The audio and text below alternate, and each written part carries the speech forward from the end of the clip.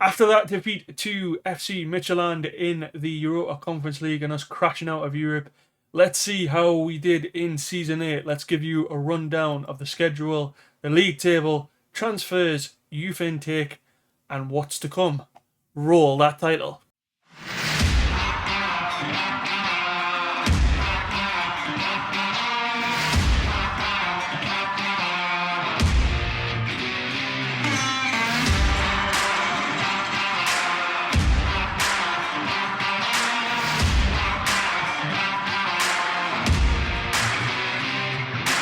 After our defeat to Midtjylland in the Conference League phase, we had to focus on the Super League and the Liechtenstein Cup.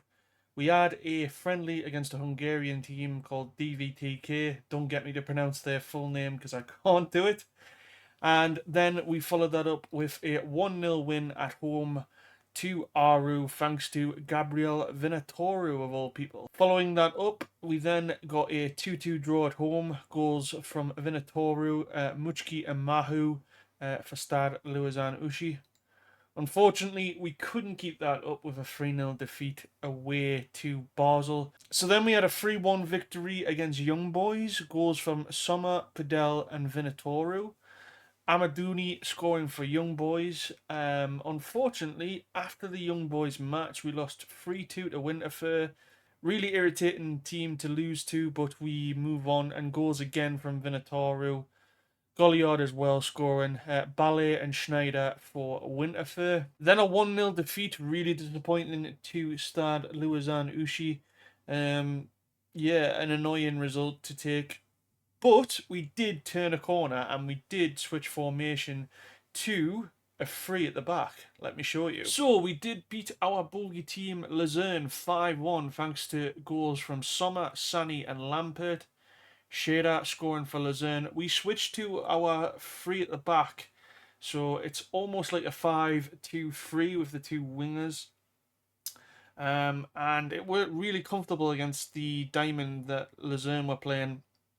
This is one of the first victories we've had in a while against Luzern, and we thoroughly deserved it. Sani as well, coming from the shadows, really, after Vinatoru was having a really poor spell on the lack of goals that he's been scoring. I'll go into that a little bit in more detail later, but yeah, a really comfortable 5-1 victory after switching to 3 at the back.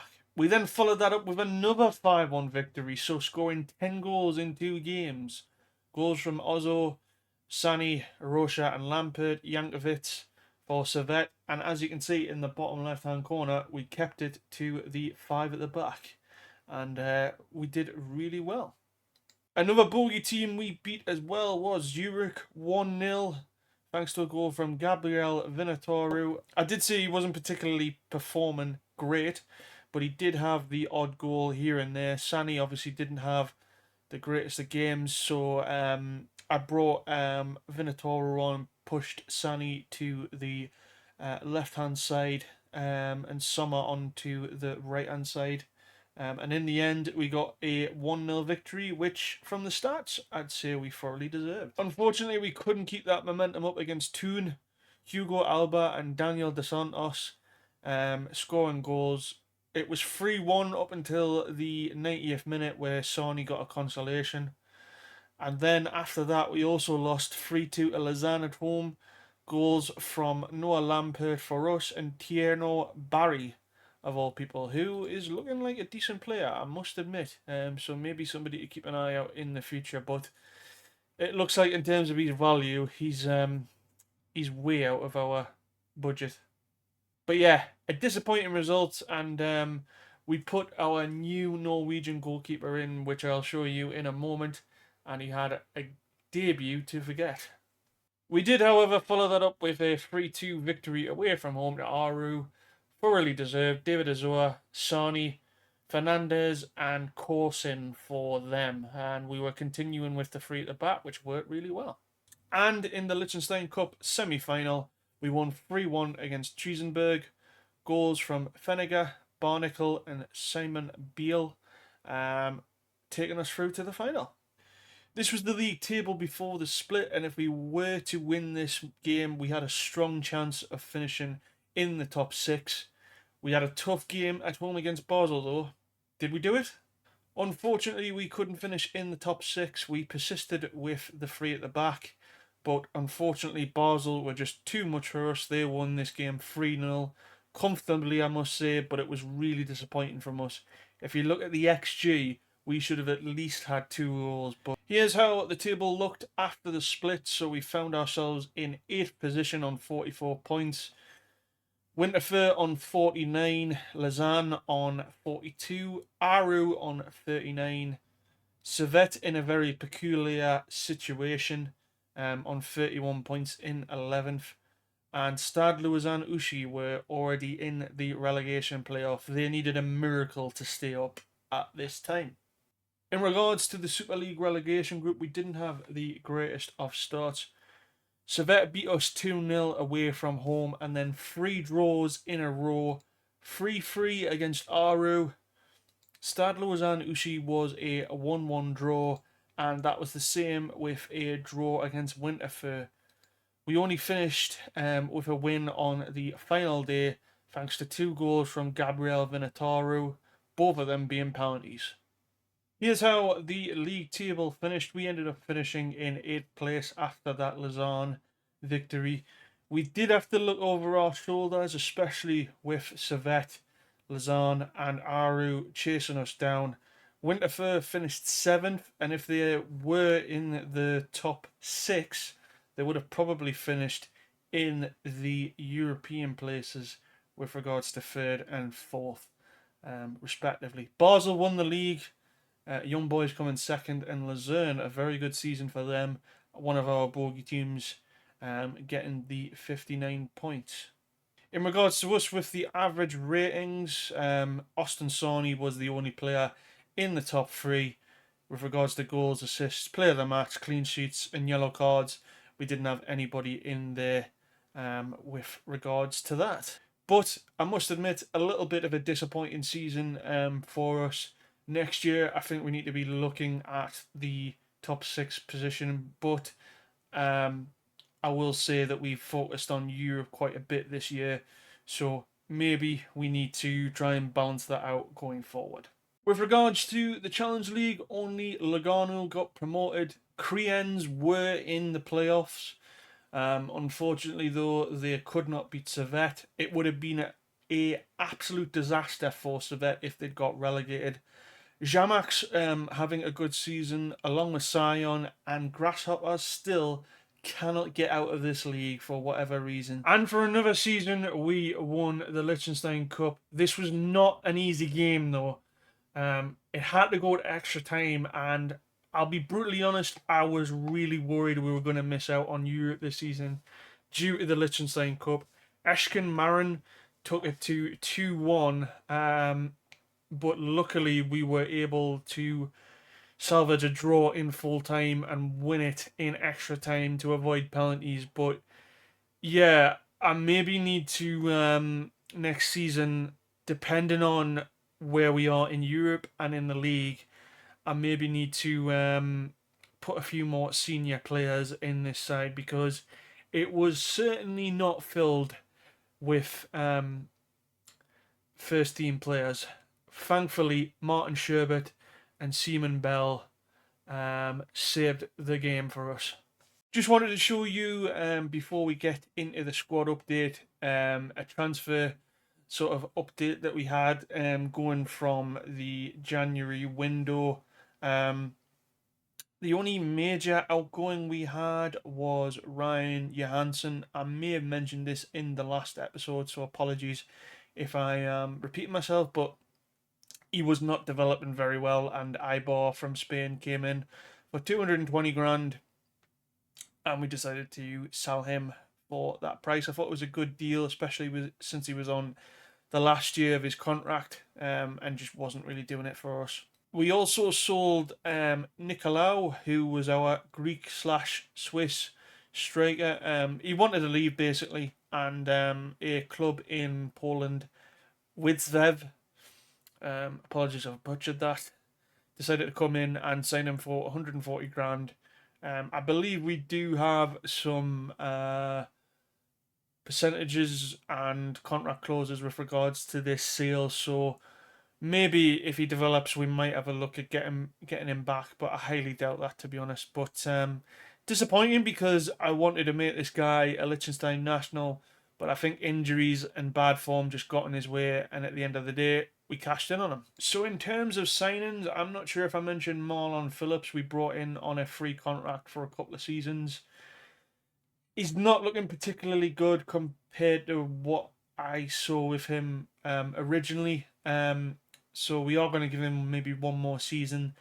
If he doesn't develop, I'm probably going to cash in on him, or maybe just let him go on a free. But one for the reserve. Then signed Jurdi Verde, or Verdi, from ADO Den Haag in the Netherlands. Originally he was 16 and now he's turned to 17. We've shoved him in the under 18 team and he's developing quite nicely. One for the future. We signed him on a free as well, which is an added bonus, so I'm really happy. And he's developing really nicely, which is looking really good. I'm going to show you a couple of the young players and how they are doing in the squad update in a few minutes as well. We also signed Kai Borman from Schalke on loan for the end of the season in January. He was okay for us, 18 years old, and did score 1 goal and 2 assists. There is the option to sign this guy for 1.5 million, but I don't think we're going to proceed with the transfer. We may revisit this player, but for the time being, I'm going to pass on signing him permanently. We then signed Andre Guarini from Lecce for 600 grand. 18-year-old, we needed a left back. Crossing and his natural fitness, along with his stamina, was a real standout. He needs to improve on his dribbling, his positioning, tackling, and technique. He hasn't been particularly great for us this season, but I've just been trying to bed him into the first team. He's definitely one that I feel can potentially be a starter for us in the future. And as well, he has no youth caps, really, which is a bonus. And then I mentioned him earlier in the video, Bard Vesendold. We signed him from Starbak, I believe, in Norway for around £2 million. And I must say, I've had this guy on my shortlist for quite a while. I am worried about this signing already. 2 million. He is 6'6", but games that he has played concern me really badly. He's conceded 3 goals in the league and 3 goals in 2 matches in the Liechtenstein Cup, which I thought he was going to flourish in, because at that level I thought maybe he'd be better than the players that are in front of him. Unfortunately, that hasn't happened. But we have signed him for the future because of Boyer having the little bit of a spat with us earlier in the season. He's quite a long way from getting Liechtenstein nationality. I'm just hoping he's going to improve for how much we've paid on him. But at the moment, I must admit I am a little bit concerned, but he's got a lot of work to do going forward. And we will give him the time needed to develop. But in the end, we have players in the background, which I'll show you with regards to the squad update, that could potentially challenge his position as the 3rd best keeper at this club. Another signing we made, a loan signing, Andre Hurton from Basel, who's been very good for us in the period that he played for us from Basel. 2 goals, 4 assists. If I could sign this guy in a permanent deal, I would. I don't think we're going to be able to afford him. His value is 5.6 million to 6.6 million. So he's potentially not somebody we're going to be able to afford. Maybe a loan deal. We'll see. But I have got a lot of wingers in the pipeline. So maybe it's not a priority to get this guy in on loan. We will keep him on our shortlist because I do like the pros that I'm seeing about him.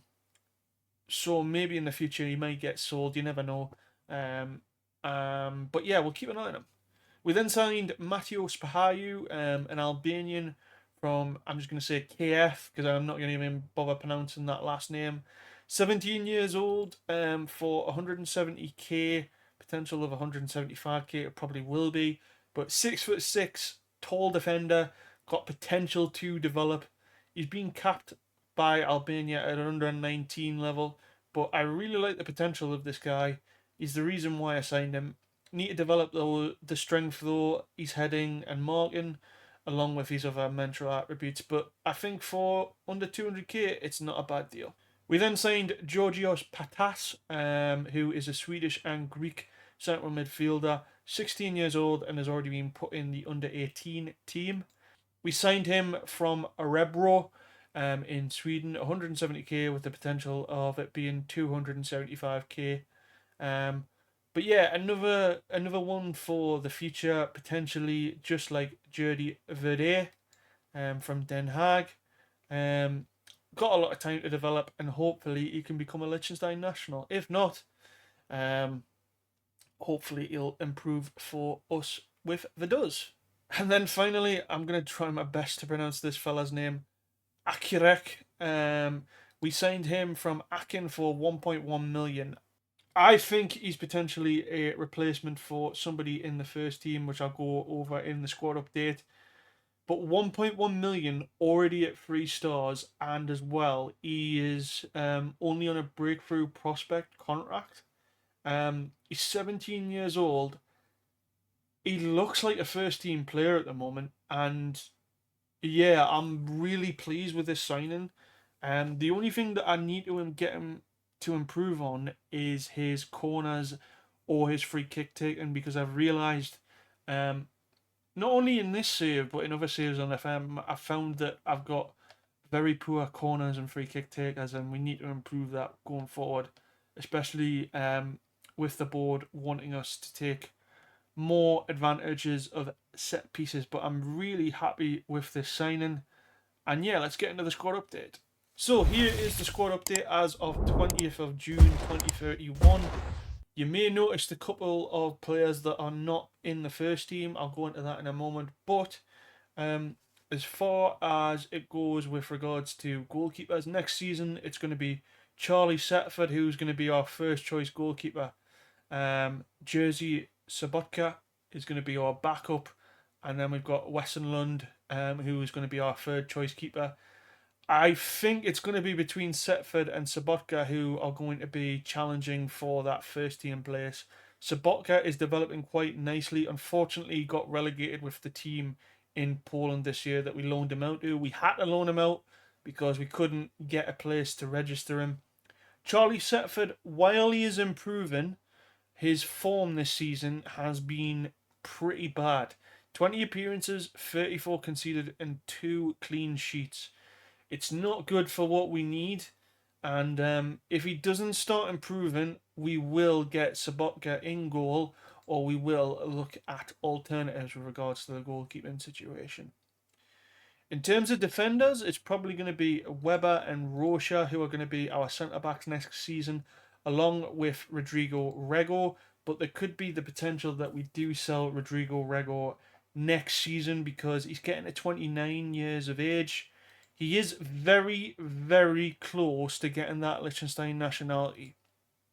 His eligibility is only 36 days, and I think he slots into that Liechtenstein team with ease, in my opinion. But for the time being, he is going to be our centre-back along with Christian Weber and Diego Rocha. Elias Messinero, I think potentially we're going to sell next season as well. He is also very close to getting that eligibility for Liechtenstein, so we're going to keep him around for that period. But he's a 2.5-star player now, and I think it's time for him to move on. He's been at the club for 5 seasons now, 131 appearances. Apart from his first season, he's been a solid performer for us down the years. It's going to be a shame to lose him, but I think now is the time for Messinero to move on. In terms of fullbacks, it's probably going to be Guarini, Quatra, Siddiqui and Araj, who are going to be our fullbacks going forward in the next season. This is an area I'm probably going to improve on in the next season, I would say. So not next season, but the season after. The reason behind that is Siddiqui is 26 now, and he's not really flourished as I would have hoped. He can play in a number of positions. I'm not sure with regards to his Liechtenstein nationality, but it is very, very close. Yeah, probably a year away. I've signed him on a new deal to keep him here till 2033. That'll probably be the longest where he's staying with us. Araj is probably going to also stay with us till 2033, and then potentially we may need to move him on. He has improved though since coming in, and he's also took the mantle away from Buchel, who we had to sell last season. But I think the season after next is going to be the year that we look at improving the fullback situation. Tavon Gray, while he has been good for us this season, I don't think we're going to make it a permanent signing. 6.71 rating. The optional future fee is 1.2 million, and I'm not going to activate that. With regards to midfielders, there is a little bit of a disappointment. Unfortunately, Clemens Padel has decided that he wants to opt out of his contract. And also, Finn Sommer has decided that he also wants to leave the club. So, when I was showing you our latest new signing from Akin, this is the reason why I think he can potentially replace one of these two, maybe both, but probably more Sommer than Pudel. But it's really disappointing that both of these players have decided that they don't want to stay with us. But we're going to cash in on them because both of their contracts, as you can see, are out of contract next season. My only other major concerns that I have with regards to the midfield, David Azor is wanted by a couple of clubs. Real Zaragoza, there was a bid from Hibernian as well, if I'm not mistaken.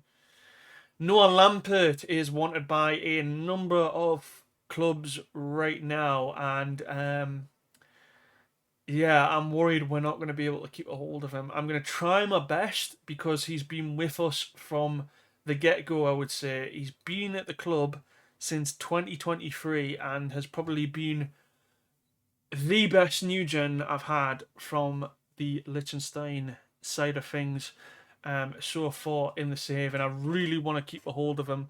I know there's going to become a point where a bigger team is going to come in for him, but for the time being, I want to do my best to keep a hold of him because he has been a solid performer for us over the years. We have signed a new deal for Claudio. He is wanted though by a number of clubs in Europe. I'm going to try my best to keep a hold of him because he looks like he's developing into a very good player. It's been his breakout season, I must admit. Playing a lot more games due to Lacasso leaving. And as well, I want to keep him around because he's so close to getting that Liechtenstein nationality. He's not too far away from it. Here's hoping we can keep a hold of him for that period.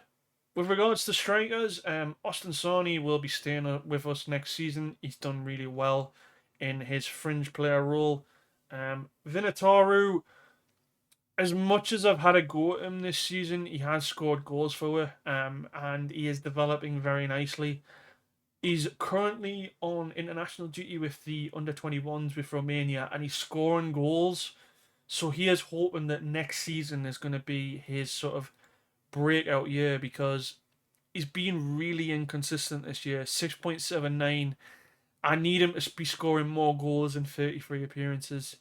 Yeah, but I do like the look of him, and here's hoping we can eventually get rid of that minimum fee release clause. Tobias Benniger will probably be leaving the club as well on loan though. I don't want to get rid of him permanently because he's a Liechtenstein national, but he needs game time to get back into the Liechtenstein national team, and he hasn't developed as much as I hoped. And we have a number of under 18 players that I would like to give a go instead of him next season. Dick Oidendenk has been injured for most of the season. I am going to try my best to keep a hold of him, but I think his role will probably be a squad/impact sub player for next season.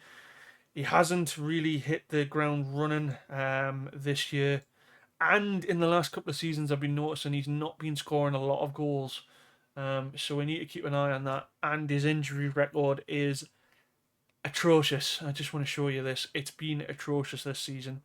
So if somebody were to come in for a bid of him of around 2.9 million, I'll have to consider it. He is only 2 years away though from Liechtenstein nationality. So that's the overview of the main squad. I'm going to go into the under-21 team and show you some of the players that are leaving. One of them, unfortunately, is a bit of a Vaduz legend for us. So this is the reserve team, and unfortunately, I have some really bad news to tell you all. You'll be devastated by this. Tom Ritzy Hulsman is leaving us after getting his Liechtenstein nationality. He decided that he wanted to venture a Lugano and is going to join them on a permanent deal. I kind of had him as the last season he was going to play for us because we had a number of keepers coming through. And yeah, it's a bitter pill to take, but in the end, I think it's the right decision and I wish him nothing but the best. So I did mention Marvin Boye in the last video. Funny enough, he signed a new deal while out at Excelsior. This guy was wanted by Napoli and has had to go to Excelsior to get game time. Next season, he is literally our 4th choice goalkeeper, and I'll be doing my best to loan him out to a European club, I think.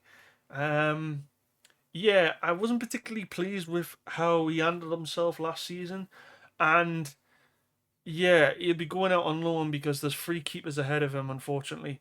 What I will be trying to do, though, is trying to get a loan deal where we can recall him, just in case something goes wrong to any of those 3 keepers. But we're going to keep him around for now, but it's funny how things work out. And yeah, this guy could have been playing for Napoli, but yeah, we've got rid of that minimum fee release clause. But yeah, a bit of an embarrassment, I must say, from Marvin Boye to end up at Excelsior. Somebody I want to have a look at next season is Victor Muschel, who we signed on a free a couple of seasons ago. He could potentially be the player that goes on the right hand side. I want to give him a go at least in pre-season and maybe in the European qualifying games. But definitely somebody I want to take a look at in the first team with the amount of wingers that we're going to lose next season. Kawa is also going to be leaving the club. He is going to be going to AAB in Denmark. A player we've had around for a long time, 60 grand. Never really developed. I was hoping that he would, but we wish him all the best and move on. Eris Karoshi is probably going to leave the club as well. He's been out on loan in Turkey, and to be honest, I don't see a future with him anymore at the club. Also, Saleh is probably going to leave the club. He is very close to getting Liechtenstein nationality, only 73 days away from that. Once he does get Liechtenstein nationality, I will probably look to sell him or loan him out. He's currently on a 1-year deal left with the potential for us to sell him or loan him out, but he has decided that he wants to leave the club, which is annoying because I saw this guy as potentially a player for the future, but we move on. Dorian Debachki is also going to be leaving the club. He's going to go to a club in Russia, but he does have Liechtenstein nationality now, which helps the Liechtenstein national team out massively. And finally, Krachovil is probably going to leave the club as well. I'm going to sell him. He is very close to getting the Liechtenstein nationality. His eligibility is quite far away, so he would get the nationality, but he wouldn't get the eligibility to play for them for another 3 seasons. I don't potentially see us keeping him for another 3 seasons, especially when he wants to leave the club. It just, yeah, a really disappointing signing in the end. And yeah, hopefully we can sell him for a bit of a profit and we'll move on from him. So I'm just going to go into the youth intake and then I'm going to show you the under 18 team and then we'll call it there. This is the intake for Vaduz for the 2031 season, and we do have 2 potential 5-star talents that look very good. We've also got a left back who looks like is going to be potential of 3 to 3.5 stars. So it is an average intake, but it is a very good looking intake. Just going to show you the good talents and the decent talents as well. You can take a quick look, see if there's any interesting names there. But the outstanding choice at the moment is Muller, Thorsten Muller, 15 years of age, a DLP, potential of an anchorman as well, and can also play on the left-hand side. He is our 3.5-star to 4.5-star potential midfielder, and I am very excited by this young midfielder. He's probably been the most promising midfielder I've had since Noah Lampert. Then we have Marcus Kuhn, a 15-year-old right winger who looks very, very good. He is potential of 5 stars, at least 4-star potential. Very quick, has got a lot of good physical attributes. We need to improve his balance maybe, but good corners, good crossing, improving his dribbling is a must, and his free kick taking. But he is very exciting and a good potential for the future. Then we also got Matthias Thiel, who is our left back. A little bit disappointing with regards to his physicals and his dribbling attributes, but in terms of his mental ability, I think there is some potential there. Maybe we'll see him in the future, who knows. Then also got Jonas Meyer, who is a decent little goalkeeper for the future. Daniel Wegman, anchorman, 15 years old, may have some slight potential there. Michael Dawn, who is a centre-back. Hopefully we can develop him a little bit further. Frank Backhaus, who is attacking midfielder. Looks okay. Tim Emeke, who is a left-sided winger. And then Aaron Akadiles, who is a right winger. The remaining talents weren't particularly any good. I just wanted to show you just in case. I don't think we picked up any of these decent talents with regards to putting them into our under 18 team, just because we've got quite a big side with regards to the under 18s. Just a lot of foreign players that have got potential. But I'm really happy with the intake, especially those 2 players that have got the potential for the 5 stars, as you saw at the start of this section of the video. This is the Liechtenstein under 18 team. So this is our new gens that we have signed from all the clubs around Europe to bring these guys in.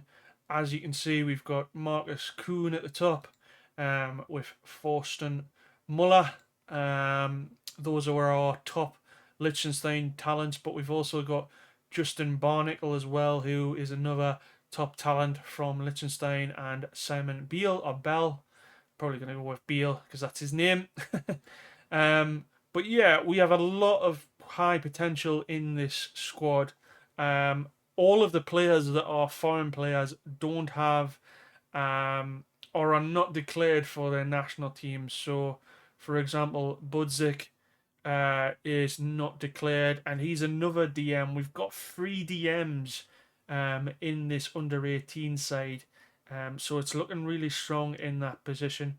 We've also got Lewis Pastor, who we signed a couple of seasons ago. He is looking very, very good for the future. And as I mentioned with Marvin Boyer and the other goalkeepers, we have a number of goalkeepers challenging for that top spot.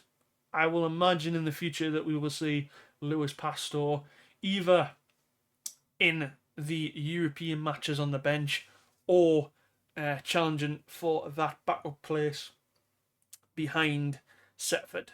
Then we've also got Manfred Engler, who is a right back, and to be brutally honest, he is very close to getting into this first team, I believe. We just need to get him to improve those technical attributes. But once they are up there, he will be challenging Siddiqui and Quatra for those 2 spaces that we've got available. Patas, as you saw in the video earlier, and Verde as well. Then we've also got Danny Spinrath, who is German and Democratic Republic of Congo. Another winger. We have got a lot of wingers, so I'm really looking forward to the future with regards to the left and the right hand side, which is possibly one of the reasons why I may not be looking in the near future to bring in a new winger, basically. Then we've got Leon Ebold, who I think will be challenging for that first team place maybe in a season or two, especially if it comes down to the fact that Noah Lampert leaves the club. He is possibly one of the best creative midfielders we have in the under 18 side. We do have another player in the reserves. Let me just quickly show you. Teichmann, who I think is just ahead of him slightly. He will also be competing for that attacking sort of advanced playmaker role as well. He is wanted by Mainz, so we do need to keep that in mind. But it's going to have to be a sensational offer for me to sell him. Then we got Thomas Bremser, who is a fullback. He probably won't make the first team, but one for the future at least. And David Freebe as well. The remaining players, the only other player I probably want to mention is Salomon Montag, who will probably feature in some capacity, I think, going forward. Hopefully, he can develop a little bit past that 4-star potential. He's currently on loan at Balzers, so I'm really happy that he's got a loan deal at Balzers. I'm hoping that a couple of other players decide that they want to go on loan to some of the other Liechtenstein clubs as well. We also potentially could loan out a couple of the Liechtenstein players to the Spanish team that we have in Spain that specialises the under 19 players. But that's just an overview of what we have in the pipeline for the future.